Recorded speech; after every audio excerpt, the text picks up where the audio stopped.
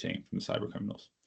Okay, and that's because AI is difficult. It's expensive to train, it's expensive to run, and for large parts, people are falling for the same tactics and schemes that cyber criminals have been using for the last 10, 20 years. So why do they need to move to AI? And that's where AI-enabled cyber attacks we are seeing more of. So AI-enabled would be where the AI carries out an aspect of the cyber attack. Okay, so maybe it helps it write a bit of code, or a lot of these examples is we're seeing AI-enabled cyber attacks to really ramp up the accuracy and volume of phishing attacks that we're seeing.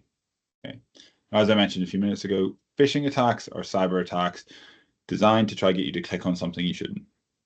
Now, if you saw this very quickly pop up in your inbox, you think, okay, well, that looks like an email from LinkedIn for all intents and purposes.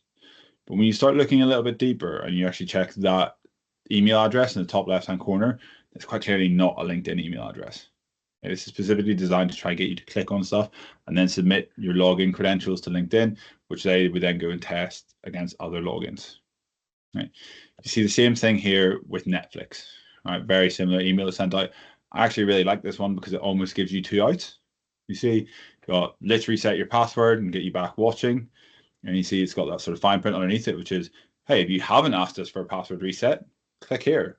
So it's kind of saying, hey, if you don't fall for this initially, we'll give you a second out to say, hey, you're smart enough to realize you haven't asked for a password reset. Maybe we'll catch you in the second time round where you can click this link and we'll ask you to log into your account this way. And again, we're seeing it on more and more mainstream activities like the DocuSign now, which most businesses probably use or come across in one shape, form, or another. You know, signing contracts, getting contracts out to clients on property, rent, all sorts of stuff. DocuSign is used a lot more now. Again, we're starting to see a real rise in the amount of phishing attacks looking like DocuSign emails. Same with Microsoft.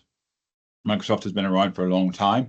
Microsoft sort of generally keep their emails hard to sort of copy, but we've seen again with the advent of AI, more and more cyber criminals taking really good copies, being able to make really good copies of Microsoft emails, really trying to catch people out.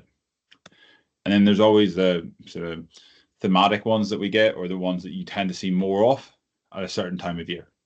Okay, UPS and DPD, FedEx, we see an